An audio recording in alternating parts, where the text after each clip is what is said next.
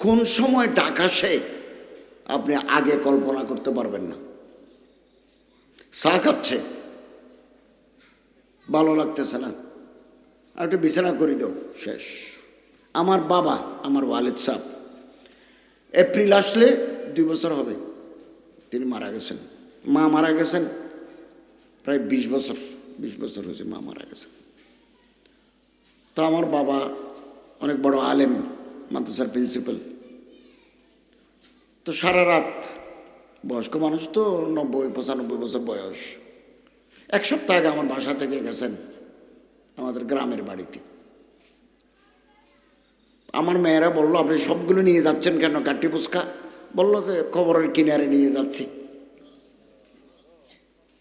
রাতের বেলা একটু নিঃশ্বাস বড় হয়েছি, আমারে বললো, আমি বললাম নিয়ে আসো, আমি হসপিটাল ভর্তি করা দাও, আমি বাসায় আছি, নিয়ে আসো, আমার ছোট ভাইরা আছে।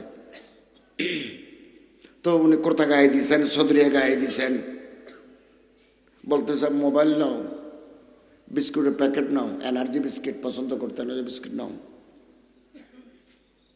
অ্যাম্বুলেন্স আসছে, চট্টগ্রাম আসতে আমাদের বাড়ি থেকে 1.5 ঘন্টা লাগবে। কথা বলতেছে, এই মুহূর্তে এভাবে ডলি পড়ে গেছেন। সবাই কলামা পড়াই দিল, শেষ। আমারে বললো যে বেহুশ হয়ে গেছে কিনা তো বুঝতে পারি না, আমার হসপিটালে নিয়ে যাও, ডাক্তার বলুক না। অনেক সময় সেন্সলেস হয়, ওই গেছেন, ওখানেই চলে গেছেন। এই তো মানুষের জীবন। লা ইস্তাখিরুনা সাআতান ওয়া লা ইস্তাকদিমুন, আগেও নয় পরেও নয়। আমাদের অনেক বন্ধু বান্ধব বিদায় হয়ে গেছেন। আমরা মাদ্রাসায় লেখাপড়া শেষ করি, বুখারী শরীফ পড়ি, আবার কলেজ বিশ্ববিদ্যালয়ে পড়ছি বহু বছর। ওখান থেকে আসি, আবার কলেজে পড়াইছি, অবসর নেওয়ার পর এখন মাদ্রাসায় পড়াই। মৌলানা আবুল হোসেন নামে আমাদের এক বন্ধু ছিল, আলিফ বা তা সা থেকে হাদিস পর্যন্ত আমরা একসাথে পড়ছি। বড় আখলাকওয়ালা ছেলে, ওনার সব ছেলে পটিয়া মাদ্রাসা থেকে দাওরা হাদিস, আমাদের বন্ধু। তা আমরা তো ইউনিভার্সিটিতে চলে গেছি, ও আর যায় নাই। এটা স্কুলে হেড মৌলানা হিসাবে কাজ করে, হাই স্কুলে, কোনো রোগ নাই। সকালবেলা ভাত নিয়ে আসছে, টিফিন ক্যারিয়ারে করে ভাত নিয়ে আসছে, টেবিলের উপর রাখি, আজান দিছে, বললো নামাজ পড়ে আসি। দফতরিকে বলতেছে প্লেট দাও, পানি নিয়ে আসো, আমি নামাজটা আদায় করে ভাত খাবো। এই যে জোহরের নিয়ত করছে যে নামাজের ভিতরে শেষ। লা ইস্তাখিরুনা সাআতান ওয়া লা ইস্তাকদিমুন। আল্লাহ রাসূল সাল্লাল্লাহু আলাইহি ওয়াসাল্লাম বলে, মানুষ জানে না কখন মৃত্যু হবে, কোথায় হবে, আগামীকালের রিজিক আছে কিনা মানুষ জানে না, আল্লাহ জানেন, আল্লাহ জানেন। চট্টগ্রামের এক সরকারি মাদ্রাসার সুপারিনটেন্ডেন্ট এই যে দাখিল পরীক্ষা গেল কয়দিন আগে, অ্যাডমিট কার্ড আনতে গেছে, তো আসতেছে ঢাকা থেকে, আসরের নামাজ পড়ছেন, ট্রেনের উপরে নামাজ পড়ার ব্যবস্থা আছে, কিছুক্ষণ জিকির করছেন, তারপর এভাবে সিটের উপর বসি, কিছুক্ষণ পরে বিদায়, যে কোনো সময় বিদায় হতে পারে। অতএব প্রস্তুতি লই, নামাজ ধরি। রমজান মাসে যারা কোনো কারণ ছাড়া রোজা থাকে না, রোজা ভাঙি ফেলে, তাদের কবরের আযাব হবে।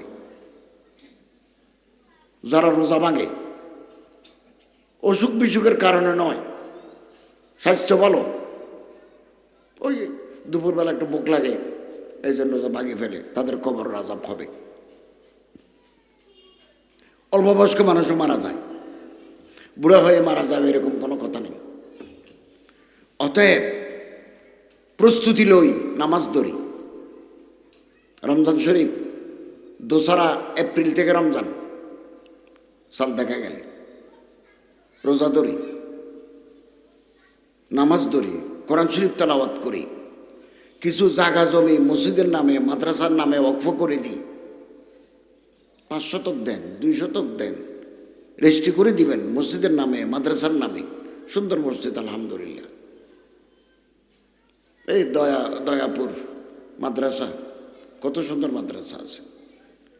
হযরত মৌলানা নুরুল হক সাহেব আমাদের মুরব্বী, ওনার মাদ্রাসা বটগ্রাম, কত মাদ্রাসা আছে এখানে। আমি গ্রামে গ্রামে ওয়াজ করছি।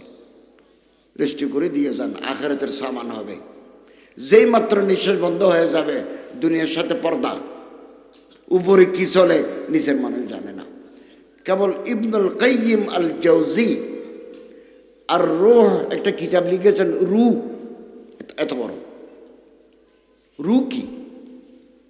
রু থাকে কোথায়? রু আলাদা হওয়ার পরে কোথায় যায়? এত বড় কিতাব। ওখানে একটা কথা লিখছেন, এই গ্রামে একটা মানুষ যদি এই মুহূর্তে মারা যায়, রু তো উপরে চলে যাবে, এলিয়িন। তখন ওনার পরিচিত, ওনার সমসাময়িক, উনি দেখেছেন এরকম রুগুলো আসি ওনার সাথে দেখা করে। একটা রেওয়াজ পাওয়া যাচ্ছে। জিজ্ঞাসা করে, ভাই কি খবর, মসজিদের কি খবর? আমার মেয়ে একটা রাখি আসছিলাম, যে তখন বলবো তোমার মেয়ের তো বিয়ে হয়ে গেছে, নাতি নাতি হয়েছে, সুখে আছে, অমুক কেমন আছে, অমুক কেমন আছে। গিরি ধরে, বিদেশ থেকে একটা মানুষ আসলে যেমন আমরা গিরি ধরি, এরকম গিরি ধরে। একটা রেওয়ায়াত আছে, কবরে দেওয়ার পরে যারা মাটি দেয় তাদের পায়ের আওয়াজ কবরবাসী শুনে। বুখারী শরীফের রেওয়ায়াত আছে, দফুন আলাইন, স্যান্ডেলের আওয়াজ শুনে। আরেকটা বর্ণনা আছে, কোন আত্মীয় স্বজন যদি মা বাপ যারা কবর আছে তাদের জিয়ারত করতে যায়,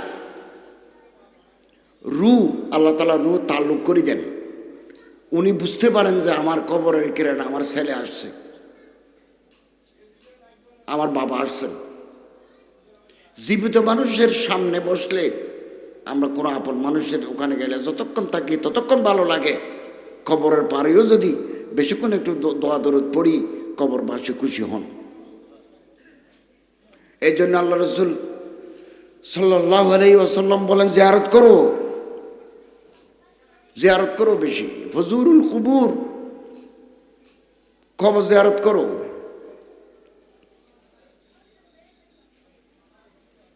আল্লাহ তাআলা আমাদের কবর জিয়ারত করার তৌফিক এনায়েত করুন, আমিন।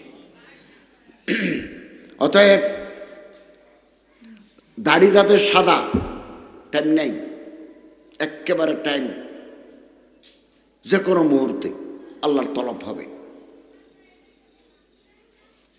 আল্লাহ তাআলা বলেন, যাদের দাড়ি সাদা তারা যদি আমার কাছে কিছু চায়, চোখের পানি ফেলি চায়, আমি খালি হাতে ফেরত দিই না। কেন? শিশুকাল, কৈশোরকাল, যৌবনকাল, প্রৌঢ়ত্ব, প্রৌঢ়কাল, বৃদ্ধকাল ইসলামের উপর ছিল। এই কালো দাড়ি সাদা করে ফেললো, মসজিদের সাথে তাল্লুক রাখি, মাদ্রাসার সাথে তাল্লুক রাখি, এই মানুষটারে আযাব দিতে আমার শরম লাগে। অর্থাৎ আমরা আল্লাহর কাছে চাইব, চোখের পানি ফেলে দিয়ে দোয়া করবেন, দোয়া ফেরত নাই, আল্লাহ আপনারে দিবেন। হয়তো 2022 সালে দিবেন, নাহলে 25 সালে দিবেন। যা চাইছেন তা না দিয়ে আরো বেটার জিনিস দিবেন, ভালো জিনিস দিবেন, অথবা দুনিয়াতে না দিয়ে জান্নাতে দিবেন। দিবেনই দিবেন। আল্লাহ বলেন, আমি দিতে চাই, লেনেওয়ালা নাই। হাম মায়েল বকরম হে, কোই সায়েল হি নেহি। আমি দরজা খুলে আছি দেওয়ার জন্য, লেনেওয়ালা নাই, লেনেওয়ালা নাই। প্রতি রাতে, শেষ রাতে আল্লাহ তাআলা রহমত, কুদরত নিচের আসমানে আসে। আল্লাহ তো আলাল আরশি ইস্তাওয়া, আল্লাহ তো আরশের উপরে, আল্লাহর রহমত, আল্লাহর কুদরত, আল্লাহর নজরদারি নিচের আসমানে আসে, ডাক মারে, হাল মিল মুস্তারজিকিন, ভাত পানি কারো লাগবে? আমেরিকার ভিসা আমি দেব। হাল মিন মুস্তাগফিরিন, গুনাহ মাফ চাহানে বলা কেউ আসো নাকি? আমি তারে গুনাহ মাফ করে দেব। হাত্তা ইউতলা আল ফজর, ফজর পর্যন্ত ডাক মারে। তো আমরা তো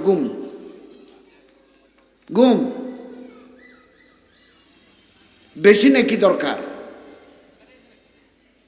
হযরত বলেন ওয়াফশু সালাম, মুসলমান দেখলে সালাম দাও, সালাম দিবে। 30টা নাকি, জবাব দিলেও 30টা নাকি। ওয়াতি'মুত তাআম, মানুষকে ভাত খাওয়াবেন। এই মসজিদের ইমাম, মসজিদের মুয়াজ্জিন, মসজিদের খাদেম। আমি নিজে একটা মসজিদে জুমা পড়াই, 14 বছর যাবত পড়াই। কত বেতন দিল আমারে, আমি এগুলো কোনোদিন বলি নাই। কেবল একটা মসজিদের সাথে আমি যখন কলেজে 1 লক্ষ টাকা বেতন পাই, সেই জামানা থেকে মসজিদের সাথে সম্পর্ক রাখছি, আল্লাহর ঘরের সাথে, একটা মাদ্রাসার সাথে সম্পর্ক রাখছি। কত দিল বেতন এগুলো কোনোদিন সভাপতি সেক্রেটারিকে বলি নাই যে বেতন বাড়ো, এগুলো বলি নাই, দিচ্ছে। এমনকি মাঝখানে 2.5 মাসের মতো মসজিদে জুমা পড়াতে পারি নাই গলার কারণে, আওয়াজ বের হয় নাই, কষ্ট লাগে।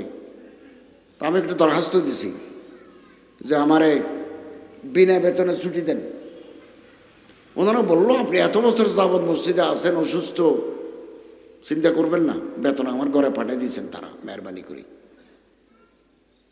তো প্রায় মসজিদের ইমাম, মুয়াজ্জিন, খাদেম, আর্থিক অবস্থা প্রত্যেকের সমান নয়। ভালো ভালো ধনী মানুষও আছে, প্রাইভেট কার নিয়ে যায় এরকম ইমামও আছে, একটু দুর্বল মানুষও আছে। আপনার তাদেরকে দাওয়াত দিবেন, ঘরে মেহমান আসলে দাওয়াত দিবেন, হাদিয়া তোহফা দিবেন। ওয়াতি'মুত তাআম, মানুষকে ভাত খাওয়াবেন। কেউ যদি আসি বলে আমারে 4টা ভাত দেন, দুয়ারে আসি যদি একথা কেউ বলে, তারে আপনি ভাত দিবেন, যা আছে আর কি, মূলা, বেগুন, মাছ, মাংস যা আছে তারা ভাত খাওয়াই দিবেন আপনি, যদি ভাত চায়। একজন আমার ঘরে, এখন তো আমাদের ঘরে মানুষ যেতে পারে না, আমরা তাকে 3 তলায়, নিচে আছে আবার সিকিউরিটি গার্ড। আসলে টেলিফোন করে বলে স্যার লোক একটা আসছে। ফকির আসলে তো 14 হাত দূরে থাকে। কেউ যদি ভাত চায় ভাত দিবেন।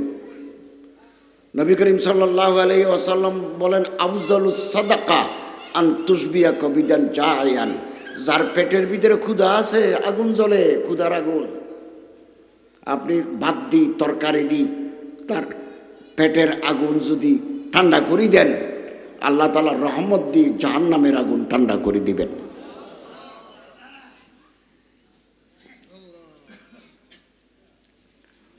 সম্মানিত হাজেরিন, টাকা যার নাই সে জানে পেটের জ্বালা কত মারাত্মক। আমাদের সারা জীবন টাকা আছে, আলহামদুলিল্লাহ, তাআলার শুকর। টাকা পয়সা থাকলে শরীর গরম থাকে, জ্যাকেট ট্যাকেট গায়ে না দিলেও চলে। 2 পকেটে 2 লাখ টাকা থাকলে এমনি গায়ে গরম হয়ে যায়। আর যার পয়সা নাই, ভাত নাই, তরকারি নাই, এরা তো ডায়াবেটিসে ধরবে, প্রেশার বাড়ি যাবে। অনেক ঘটনা আছে। কাদাল ফকরু আইয়াকুনা কুফরা, অভাবের কারণে মানুষের স্বভাব নষ্ট হয়ে যায়। অভাব এত মারাত্মক। এই জন্য আল্লাহ রাসূল সাল্লাল্লাহু আলাইহি ওয়াসাল্লাম আল্লাহর কাছে পানা চেয়েছেন, আল্লাহুম্মা ইন্নী আউযু বিকা মিনাল ফকর ওয়াজ যুনুব, অভাব থেকে বাঁচো, গুনাহ থেকে আল্লাহ আমি পানা চাই। খুশহালি জিন্দেগি আল্লাহ তাআলার দান। অতএব দুয়ারে যদি কেউ আসে তারা বাদ দিবেন, এই মসজিদ মাদ্রাসার হুজুরদেরকে দাওয়াত দিবেন।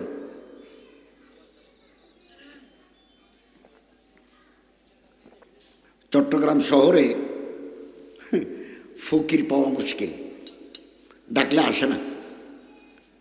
ওই আমি কুলসিতে থাকি, গরিবুল্লাহ মাজার তো কাছে আমার কলেজের পাশে, আসে না। আমি আমার মা বাবা শ্বশুর শাশুড়ি ফুফু মারা গেছেন, একটা বোনও মারা গেছেন, তাদের ইসালে সওয়াবের জন্য মানুষ আহলে সুন্নাত ওয়াল জামাতের মতে মানুষকে ভাত খাওয়ালে ইসালে সওয়াবের নিয়ত করলে এগুলোর সওয়াব কবরে যায়, ফতোয়ায় স্বামী। তো 20-50 জন মানুষকে ভাত খাওয়াতে চায়, একজন ফকিরও আসে না, বলো টাইম নেই। তো ওয়ান টাইম প্যাকেট কিনি, বাজারে পাওয়া যায়, ডাকনা সহ রাবার দিয়ে বাঁধিয়ে দিবেন, একটা মুরগির পিস, একটা ডিম, কিছু সবজি, একজনে পেট ভরে খেতে পারে মতো 50টা প্যাকেট করি। গাড়ি নেই, অন্ধ, ভিক্ষুক, চোখে দেখে না, শরীর পা ভাঙা, হাত ভাঙা, দুর্বল, এরকম মানুষকে দিয়ে আসছি। এগুলোর স্বভাব যারা কবরে চলে গেছেন আল্লাহ তাআলা তাদের রুহের উপর পৌঁছা দিবেন। হযরত বলেন মফশুস সালাম, মুসলমান দেখলে সালাম দিবে, ওয়াতিআমু তাআম, গরিব মানুষকে ভাত খাওয়াইবে, সিলুল আরহাম, আত্মীয় স্বজনের খোঁজ খবর নিবে। আপনি খোঁজ নেন, এই যে রমজান আসবে, আমাদের অনেক আত্মীয়, সাধারণত রমজান মাসে আমরা ইফতার করি সরাবট, পেঁয়াজু, হালিম, আরো কত কি একসাথে বসে খাই। এমন অনেক পরিবার আছে আমাদের আত্মীয় যারা 30 রমজান পর্যন্ত সোনাবট পেঁয়াজু চোখে দেখে নাই। ছেলে বলতেছে, মা রমজান তো শেষ হয়ে গেল, সোনাবট খাবো না। আমাদের সমাজে আছে এরকম। তো 1 কেজি সোনাবটের দাম কত? 60 টাকা, 70 টাকা, 80 টাকা। আমরা দেব। সেলুলার হাম, সল্লু বিল্লাইল ওয়ান নাসু বিন্নায়াম, শেষ রাতে উঠে নামাজ পড়ো, পৃথিবীর মানুষ ঘুম, জগৎবাসী ঘুম, 5 জন মানুষ আল্লাহ দরবারে সেজদা। তদখুলুল জান্নাত বিসালাম, বেলা রুকাবর জান্নাত মে দাখিল হো যাও, বেহেশতে যেতে আর বাধা নাই, দরজা খোলা। যারা 5 ওয়াক্ত নামাজ পড়ে, তাহাজ্জুদে নামাজ পড়ে, 12টার পর থেকে শেষ রাত, 12:30 1টা শেষ রাত, তাহাজ্জুদে নামাজ পড়ে, সকাল সন্ধ্যে কিছু তসবিহ পড়ে, সুবহানাল্লাহ, আলহামদুলিল্লাহ, আল্লাহু আকবার, লা ইলাহা ইল্লাল্লাহ। প্রতিদিন গরিব দুঃখী মানুষকে কিছু টাকা অথবা চাউল হাদিয়া দেয়, 5 টাকা, 10 টাকা, 20 টাকা দে। এই আমল যার আছে, আবার বলি, 5 ওয়াক্ত নামাজ পড়ে, তাহাজ্জুদের নামাজ পড়ে শেষ রাতে 12টার পর থেকে শুরু, সকাল সন্ধ্যা তসবিহ পড়ে, প্রতিদিন কিছু টাকা দান করে, 10 টাকা, 5 টাকা, 20 টাকা, যা পারি, আল্লাহ তাআলা রিজিকের গোপন ভান্ডারের দরজা ওনার জন্য খুলে দিবেন। আমরা মানুষকে দেখাই, আমাদের অন্তর পরিষ্কার নয়। আল্লামা ইকবাল বলেন, তসবিহ বরকফ, হাতে তসবিহ আছে আমাদের, তওবা বরলব, মুখে তওবার কথা বলি, হাতে তসবিহ ধরি, দিলপুর আস গুনাহ, অন্তরের ভিতরে গুনায় পরিপূর্ণ অন্তর, কিন্তু হাতে তসবিহ, মুখে তওবা।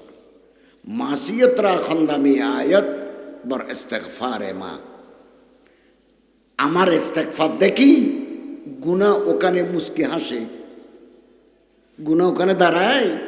মাসিয়ত রা খন্দামি আয়াত বর ইস্তিগফারে মা, আমার ইস্তেগফার, আমার তওবা দেখি ওই গাছতলায় গুনাহ আসে। বললো যে বাটপারি আর কতদিন করবে?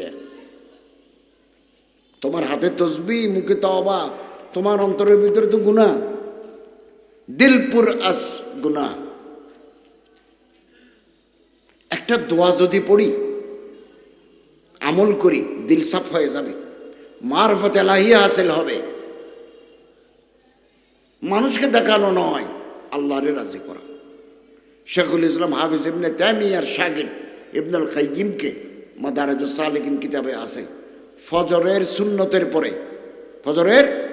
সুন্নতের পরে জামাতের আগে 40 বার এটা দোয়া পড়বেন। বিখ্যাত আলেম, দুনিয়ার বিখ্যাত আলেম শেখুল ইসলাম হাফিজ ইবনে তাইমিয়া রাহিমাহুল্লাহ বলতেছেন, আমার মুখে মুখে বলুন, ইয়া হাইয়ু ইয়া কাইয়ুম লা ইলাহা ইল্লা আনতা বিরহমাতিকা আস্তাগীসু। 40 বার পড়তে থাকবেন, লক্ষ্য করবেন। ভিটামিন, মাল্টিভিটামিন খাইলে যেমন শরীর ভালো লাগে, যাদের শরীর একটু দুর্বল তারা যদি মাল্টিভিটামিন সকালে একটা বিকেলে একটা খান, মাসানিকের ভিতরে শরীর চাঙ্গা লাগবে, ভালো লাগবে, ফুর্তি লাগবে। আপনি কলবের অবস্থা পরিবর্তন লক্ষ্য করবেন, মারফতে এলাহি হাসিল হয়ে যাবে। আল্লাহর কাছে যা চাইবেন আল্লাহ আপনাকে খালি হাতে ফেরত দেবেন না। সম্মানিত হাজরিন,